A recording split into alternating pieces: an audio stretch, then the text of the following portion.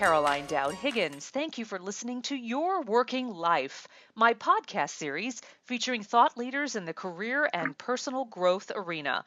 I know that you spend a significant portion of your life at work, so I'm on a mission to help provide you with tools, inspiration, and resources so you can enjoy your career and love your life. And I'm very excited to have my special guest back. I've had wonderful opportunities speaking with Chris Duchesne in the past. Chris is the VP of Global Workplace Solutions for Care.com. Chris, welcome to the show. Thanks, Caroline. Good to talk to you again. Yeah, I'm really glad to have you back. And I want to tell our audience about you. Chris Duchesne brings more than 15 years of experience in human resources technology to Care.com, the largest online care destination in the world with 9.7 million members spanning 16 countries. A key member of the leadership team, Chris oversees the Global Workplace Solutions Program that provides customized, cost-effective programs that make Care.com's suite of services available to institutional corporate clients, their employees, and their families. So, Chris, let's dive right in. I am fascinated right now because the talent wars are coming back. It is a recruiter's paradise. And, years ago, there was a lot of red flags that would go up if someone moved organizations frequently. But we are seeing that happening more and more these days in this career climate because people are not staying with one organization. So how do we retain great talent in our organizations? Yeah, it's a great question, and I mean you're right. It's been interesting, more recently to see what's going on in terms of talent in HR organizations, and what is maybe something they haven't been used to for the past several years, and that is, in fact, making sure that they have a real compelling employee value proposition to get the right people to the organization and to keep them there. I think, so I guess I've mentioned maybe three things, that I think we're hearing pretty consistently from our clients. So one is a culture that provides some level of flexibility. I think top of mind for most all employees, regardless of generation or age, is they want some level of flexibility in when they do their work and where they do their work. And then two that go hand in hand are culture, and an acknowledgement of the fact that people's lives, when they're whole, include not just their work, but also their personal life. And so it's, providing some level of flexibility, creating a culture with, programs and support, and in fact, a culture of permission, if you will, with the acknowledgement that, hey, there are other things that people do outside of work here, and we want to help you be successful in both spheres. What we're really seeing is that the organizations that aren't delivering on those expectations, that aren't doing those kinds of things, are having more of a challenge in attracting people, and as importantly, the people that they already have on board, many of them are leaving to go to other organizations that are doing that. Right. Yeah, I mean, it's just fascinating. I see great people leaving great organizations in droves because those organizations are not willing to be flexible. And I was really pleased to hear you say that. Then we've got the flip side, right? We've got the Marissa Mayers at Yahoo who say no more telecommuting. You've got to be in the office. It's part of team spirit. We need the water cooler chat. So how do you respond to that? Yeah, it's a good question. For each organization, let me say it differently. What's right for each organization, it isn't necessarily right for all organizations. Frankly, it's kind of like the families that we support. Everybody has different preferences, different needs, and want to have options to make the right choice. And I think the same is true for organizations. Even as we say flexibility for some types of jobs and roles, it's harder to deliver that. If you think of a call center representative, for example, or a traditional sort of retail worker, the way that those jobs are defined and the way that the work is typically planned and scheduled makes it more difficult to offer flexibility. But even within that, even within what has been maybe a traditionally difficult or more challenging context and construct of that role, we see progressive employers like retailers that are allowing scheduling, for example, of employees, work schedules farther out into the future, allowing them the ability to really kind of plan around important personal events and not have a scramble when they get their schedule a week beforehand to figure out how they're going to make it to their daughter's play or their son's game. Um, so, there isn't kind of a one-size-fits-all solution. It's really the summary there. And what's right for different organizations, you kind of have to figure that out given your goals, your objectives, and the type of employees and work that you have. So, Chris, let me ask, would Care.com be representing the organization, or are you also representing the individual? And here's the hypothetical situation that I want to paint, right? So Jane Doe really wants to be able to work a flexible schedule to stay with her organization, and she's willing to do, evening hours because that's when her kids are in bed. How does she start that conversation? Yeah, it's a good question. We get that. So I get that one frequently. First, think about the culture, that you're a part of. Some cultures are really transparent and really open. I know, for Care.com as a company, we're highly transparent. Really open communication and dialogue between employees and their managers. In other organizations, that's not necessarily the case. But so the first step really is to take a look at, what policies and programs are in place, and what organizationally, or how I should say organizationally, those kinds of conversations are typically handled. People, I always suggest to people that they talk to HR and to other colleagues, and in particular peers that they know may have had similar conversations around a different work schedule or flexibility requests and those kinds of things. And ultimately, what it comes down to is an effective and honest dialogue with your manager about your interests in having maybe a different work schedule or approach. And an important part of making that a successful dialogue is not focusing just on your personal needs, but how, in fact, in that new dynamic, you're going to continue to be an effective contributor to the team and to the company. Right. And how you're going to work together to set out what you think is the right path and continue to assess and review and make adjustments as required to ensure that your contributions are just as good as they've always been. Got it. And I'd say too, the reality is that, in fact, employees that are given that kind of flexibility, that feel they have that kind of open dialogue and frankly, the trust with their managers and ultimately the organization, are statistically more engaged, more productive, more loyal, and in fact end up working more hours than people that are on more sort of rigid or constructed, if you will, schedules. That's fascinating. So you unpack, let's go backwards, right? I want to help our audience really understand what care benefits are. Can you define that for us? Yeah, sure.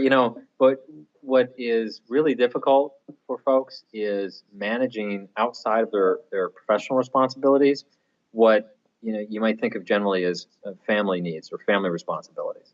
Okay. Today it's statistically 60+% of households where all of the adults in that household, whether it's a spouse and partner or a single parent, they work. And our society doesn't necessarily have the constructs, if you will, to help facilitate that. It tends to be built around an expectation that somebody's going to be at home and be a primary caregiver. And so the care challenges for people to be successful at work, to be able to be there, all of the time in which they want to be, they feel they need to be, they need typically help. They need additional resources. They need assistance in finding care and help paying for care. And those needs change over time. And so the employers that we work with, we're trying to help them address that. We provide people with visibility and access to caregivers and care providers that they may not have otherwise even known existed.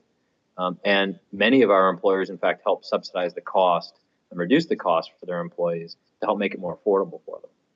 Excellent, excellent. And I know Care.com is doing a lot in the mobile technology space. So help me understand what you're doing. Yeah, it's a great question.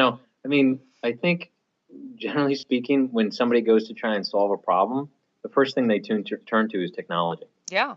We are incessantly tied to our devices, whether it's a tablet or a smartphone or whatever it might be. And that's really kind of how our service started, was based on that technology infrastructure.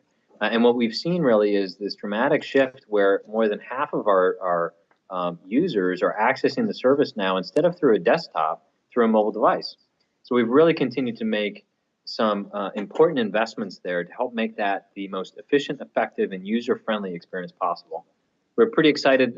This year, actually last month, we got recognized by Apple for our app. It was featured in their Worldwide Developers Conference because of its usability and the features. They highlighted it as kind of an example of how to develop an app.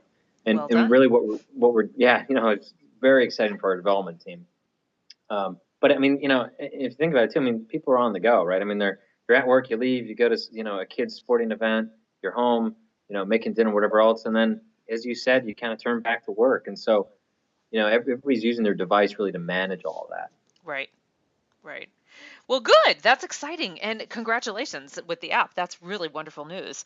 Okay, now I want to talk about parental leave because it's not just maternity leave anymore, right? And I Right. work in an environment where two of my team members are on maternity leave, and it just so happened that they're both out at the same time. And Yeah. it's interesting to see how they navigated maternity leave different. Some of them decided to take more time than the organization allotted, and they were going to burn through their own personal vacation time. So, how does one negotiate for parental leave in the modern workforce? Where do we start, Chris? Yeah. More and more there's a focus around, I mean, as you said, it's parental leave. It's not just about maternity leave or just about women. About 15% of organizations these days offer a concept of, parental leave, or what commonly is thought of as paternity leave. That's up a lot over where it used to be. It's reflective of the fact that there's an interest, if not an expectation, on the part of parents today, especially new parents, that they want both parents to be involved early on in that process, Mm-hmm. and frankly, ultimately throughout, the life cycle of the family. Um, it's a similar conversation in terms of discussing and negotiating that leave. And one of the things that I'm always quick to highlight to people is that those leaves actually provide an opportunity for other individuals on the team and the team as a whole um, to step up, to take on other responsibilities, to demonstrate different ways of doing things. And it's I've heard from so many managers that they've recognized other capabilities and aptitudes in members of the team that have stepped in and taken over responsibilities for that temporary period of time on behalf of another team member. And it's changed the dynamic of how the team works. I had one chief HR officer who is out, slightly different reason, but out for a 6-week period of time. He had kind of delegated a number of things to some of the staff on his team. When he came back, he said, I'm still trying to decide whether I want to take those things back. Yeah, I've, yeah. I've had an opportunity to step back and be a little bit more strategic in what I'm doing, what I'm focused on, and how I'm thinking. And it's also given the people on my team a great opportunity to take on more responsibility in a slightly different role. Um, and so, again, that's where I think there's that win-win where it's super important for parents. It's extremely meaningful to them. Again, drives engagement and loyalty in a way that a lot of employers don't recognize, to give people the time to go do that, and really helps the health of the teams too. I love the concept of leaders emerging during times of change, especially new leaders. What a great story to share. Thank you for that. That's a wonderful lens to look through parental leave, right? Great opportunities for other people to move into taking on new responsibilities. And I love that story. That's great. That's great. All right, now let me ask you this, and this is a little bit irreverent and a little bit off the beaten path. But as a non-parent, but a woman who has a spouse and a woman who does not have children, often I end up taking the brunt of the evening or the weekend responsibilities because I'm the default you don't have kids person. So how Yeah. can Carrot.com help me as a married woman with no kids by choice? I mean, how can you advocate for me? Yeah, it's funny. So a couple thoughts come to mind. One, our service certainly goes beyond just kids. You mentioned care, and what does that really mean? We think of it in terms of children, adults, pets, home and household, lifestyle services. I mean, we have folks that are providers in our network that run errands, and will wait for the cable guy for you. Um, Yeah. you know, we so it doesn't stop with just kids. It doesn't start and end with kids, most certainly. Um, what you're describing is an interesting dynamic, and it's one that can be a challenge for folks to manage. I think in these situations, what always comes to mind for me is that work life, whatever words you want to use, fit, integration, balance, whatever you want to call it, isn't just for people that have kids and isn't just for families. The fact that you might want to leave and go take a yoga class or have an opportunity to go take that painting class Hmm. to help provide you with a different outlet and different experiences is no less important or meaningful than somebody who's going to go home to their son or daughter's event. And I think sometimes, as you say, there's this expectation of default in picking up the work that leads to what can be kind of a negative experience and even bitterness on the part of colleagues and coworkers. That's where I think things like culture are really important, to have an honest dialogue around that, um, and and to set boundaries. Boundaries may not be exactly the right word, but to set expectations at Yes, least. yes. That, hey, listen, there are things that are important to you in terms of your personal family life. There are things that are important to me. What we try to do, from a care.com perspective, is provide services and supports that can help the varying and diverse expectations, needs, wants of employees. Because again, one size doesn't fit One does everyone. not fit all. Excellent. Well, thank you for that. Deftly handled. I appreciate that very much. That's great, great advice. So let's talk about vacation time. It's summer, it's vacation time of year. I just wrote a piece for Huffington Post about how very few Americans take all of their vacation time. And certainly in the European countries, that is unheard of. They Yeah. thrive during their vacation. They take every blessed moment of it, and cheers to them. So what is this fear of taking our not taking our vacation in the US? Can you speak to that? Yeah, so I actually lived and worked in Europe for a while, and there was one summer I was trying to manage a project where we went down to about 15% capacity in August because, as you say, everybody was doing a very good job of recharging. Yeah. I think, you know, there, I think it's a macro culture, frankly, right? So it's this interesting aspect of our U.S. culture where through what has historically been this traditional sense of rugged individualism and hard work, and competitiveness and outworking the folks next to you, whether that's your coworker or in fact the competing companies. It's just somehow ingrained in us. I think we in fact underestimate and underappreciate how important that vacation time is. I know Yeah. for myself, I absolutely encourage my team to take their vacation, even after, even if it's just like a couple of days or, a long weekend after what's been a particularly difficult project. That's really important for people to recharge. Um, you know, uh, you can't work all the time and every day of the year. That in fact stymies creativity and innovation and leads to things like burnout, which True. which back to where we started this conversation in terms of retention, can lead to people leaving an organization, um, because they feel like they couldn't press on, they couldn't kind of keep up at that pace any longer. That again is where I think it's real important for leaders to set examples too. Say, hey, Exactly. listen, this is an important aspect of what makes you a productive and effective person here at the company, and the vacation isn't there as it's not symbolic. In fact, it's Right. important for you to take advantage of it. Right. It's part of your compensation package when you think about it, Absolutely, right? It's absolutely, valuable time that you can put a absolutely. dollar amount on. Yeah. Okay, Chris, one more question for you because I know you're a busy man. This is an interesting time in our technology space, right? Whether it's Silicon Valley or any of the other emerging tech sites throughout the country and the world for that matter, they're competing for talent on a different level, right? Because this is highly specialized talent in the STEM or STEM world, depending upon the acronym that you prefer. So, how do benefits play into that talent acquisition for tech companies?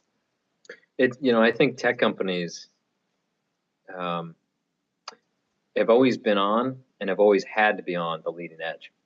I think there's an expectation within the tech sector that they're going to have some of the most compelling, some of the most leading, and some of the most unique benefits. Um, I also think that there's an expectation that there's going to be something there that meets everybody's very individual and personal needs. So what I've seen from our tech clients is that they really are more active in terms of their evaluation and consideration of how to stay on that leading edge than any other sector. They're constantly looking at how to increase and improve and enhance with new benefits, new services, new ways of delivering things to employees to stay competitive for that talent. So And it's all about innovation, right? absolutely, yeah. Fascinating. Good stuff. Chris, what a joy to have you on. I know that we have had the pleasure of speaking on air before, and I always appreciate your wisdom and expertise. Let's talk a little bit about how people can find care.com. Of course, care.com, the website, but they can also follow care.com on Twitter, and the Twitter handle is care at work, and also on Facebook, which is Care Workplace Solutions. Is that correct? That's correct. And I'd give one more way to reach us too. If you go to care.com/workplace solutions, that's where people can read a little bit more in terms of some of these topics, see tip sheets, white papers, webinars, as well as learn a little bit more about care.com and how we work with our clients to meet some of these needs for their employees. Excellent. Chris Duchesne, thank you so much. You take good care, and I appreciate your time today.